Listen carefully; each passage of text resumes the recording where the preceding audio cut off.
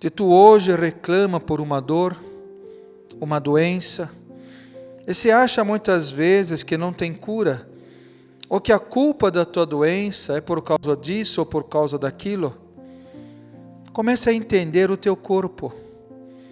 Como funcionam os teus órgãos? Como funciona o teu organismo? Quais são os elementos e os alimentos que ele precisa para poder se manter vivo? Porque da mesma forma que as plantas precisam viver, as células também precisam, os órgãos precisam, o cérebro precisa. E muitas vezes ignoramos tudo isso. Comemos o que nos faz mal, abusamos muitas vezes dos horários, dos esforços, guardamos preocupações excessivas e não damos tempo suficiente para o nosso organismo se refazer. A doença se acumulou porque muitos erros foram acumulados também. E curar a doença também é curar as nossas ações.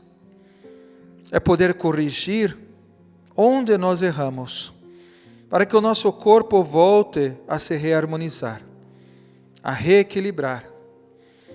Os médicos, com muito esforço, procuram retirar os males e as chagas. Mas mesmo fazendo suturas, cirurgias, mesmo ofertando medicações ou medicamentos, a alma muitas vezes está doente.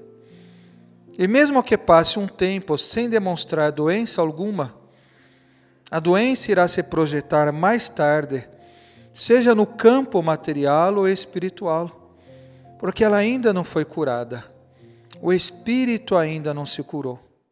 Quando nós não temos perspectivas na vida, para onde irmos, o que fazermos, começamos a ter problemas nos nossos joelhos.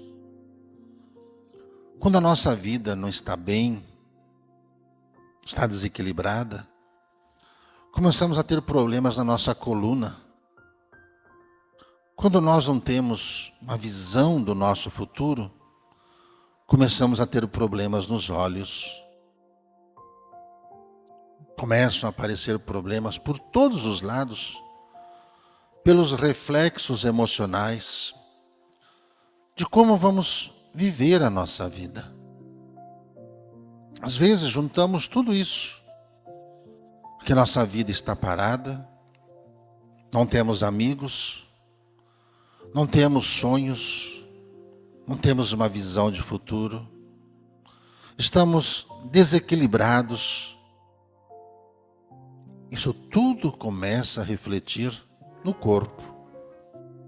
O primeiro órgão a ser tratado é seu fígado. Você pode estar com dores nas costas, as suas pernas podem estar inchadas, os seus joelhos podem estar doendo, você pode ter muita dor de cabeça, você pode ter muito diabetes. Mas o primeiro órgão que você tem que cuidar é o fígado. E o remédio para o fígado é amargo, é bem amargo. Mas é aí que você começa a ter melhor humor. Você começa a ser mais feliz quando você cuida do seu fígado. As pessoas olharão para você e verão no seu rosto que você é uma pessoa feliz.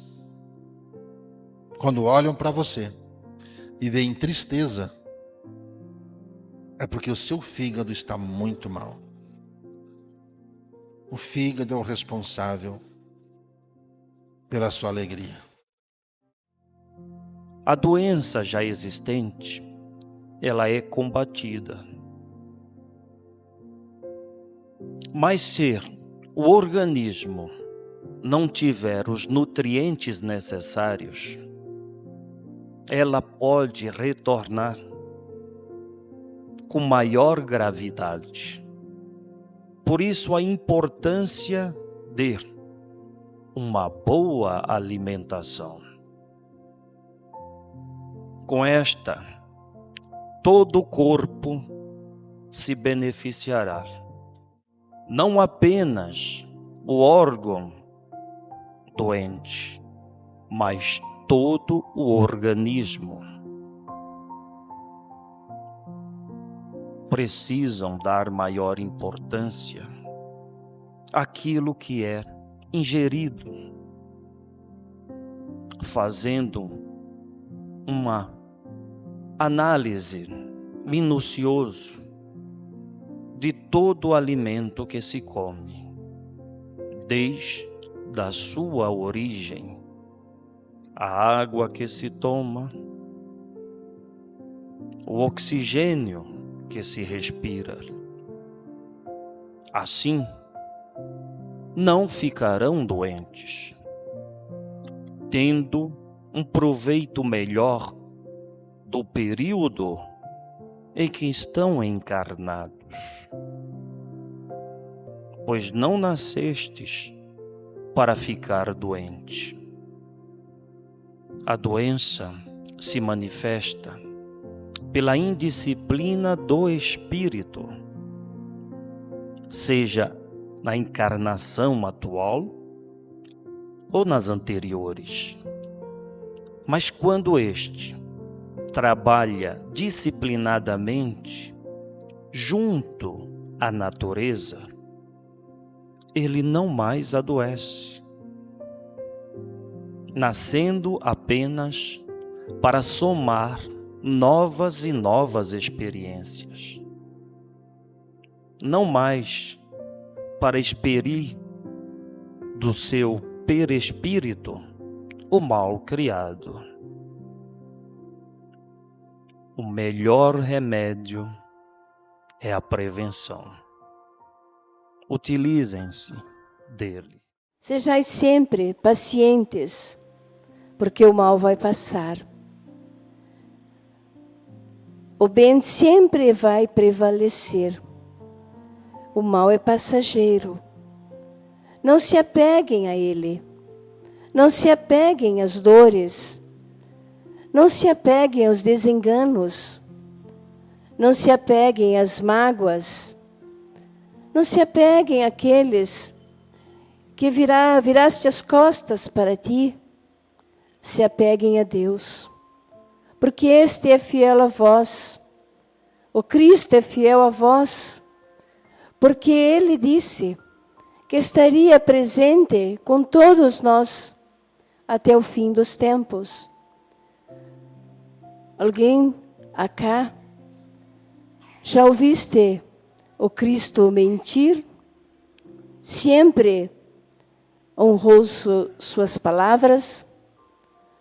Sempre cumpriu o seu mandamento, dando o grande exemplo do amor ao próximo, dando o grande exemplo de paciência, paciência diante da falta de entendimento daqueles que o seguiam, a paciência do Cristo diante das crianças que se aproximavam dele para ouvir os seus ensinamentos, que muitas vezes o questionavam, e ele repetia quantas vezes fosse necessário.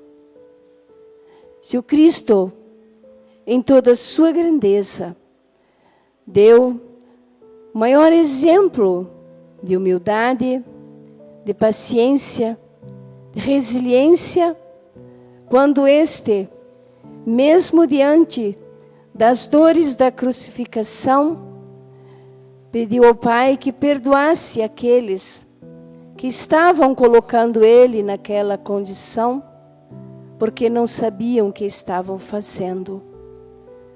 Então sigam sempre o exemplo do Cristo e cultivem em vossos corações, em vossa vida, a paciência, a sabedoria e a perseverança. É comum a pessoa se deparar com outra e ter uma antipatia gratuita, como também uma simpatia gratuita.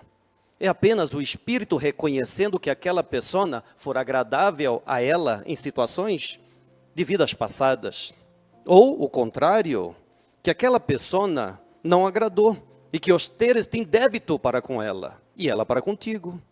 Mas como evoluir, melhorar a vida se tem débito? Com débito não tem crédito. Quem não tem crédito não consegue alcançar o que desejas. Não consegue adquirir o que quer. É preciso sanar os débitos. Com isso, a vida encarnatória possibilita que os teres se depare com a situação e pague este débito. Quando Cristo diz reconcilie-se com seus adversários, o que ele quer dizer? O que quis dizer o Cristo? Que os teres tiendes, sim, que ter uma reconciliação com as pessoas que um dia te prejudicaram e vice-versa, para que ambos possam evoluir. Quantas pessoas ficam amarrando a vida a outra pessoa que diz não gostar dela? E ainda diz, não quero vê-la nem pintada de ouro. Oh, muito bem, nem pintada de ouro. E quer se afastar ao máximo. Mas não percebe que quanto mais deseja o afastamento, mais cria ligação com esta alma. Mais cria ligação. Pois a evolução depende da reconciliação. Não há evolução sem reconciliação. E a vida encarnatória possibilita estas reconciliações. Acá mesmo, um ambiente preparado para que a paz reine nos corações. Encontramos pessoas que foram, sim, inimigos ferrenhos do passado e que hoje estão no mesmo ambiente, precisando das mesmas ajuda, da mesma ajuda, e não consegue nem sequer se olhar. É o primeiro passo para a aproximação, reconciliação. Aqui mesmo, não precisa apontar dedo. Mas são inimigos que, se reconhecesse, criariam uma guerra aqui dentro. Mas o envoltório físico faz com que não haja esta lembrança do passado. Mas há um sentimento que gera o afastamento. É este sentimento que precisa ser eliminado. O espírito vence o orgulho. O orgulho dá lugar ao entendimento. O entendimento abre os ouvidos, abre o pensamento, e o espírito então consegue se enxergar. É nessa hora que damos valor a quem tem ao seu lado um amigo, um espírito bondoso que, sendo gentil, lhe ajudará ao caminho. Até mesmo o próprio Cristo rogou a Simeão, num momento de dificuldade, mostrando aos irmãos seus o exemplo da bondade. Até o próprio Cristo convidou a João, a sua mãe, poder cuidar. E a mãe dadivosa e amorosa, a João também poder lhe orientar. Não há quem nesse universo de meu Senhor não precise de alguém. Quando há união, há espírito de confiança. Quando há união, há espírito de esperança. Quando há união, há irmandade, há bondade, há generosidade. Muitos, quando são tocados ao sacrifício, lembram da dor, lembram do inimigo. Mas aqueles que ao exemplo maior em sua vida aprendeu, sabe que o sacrifício é apenas o exercício de aflorar o amor de Deus. Na hora que a dor se aconchega, a humildade também faz se mostrar.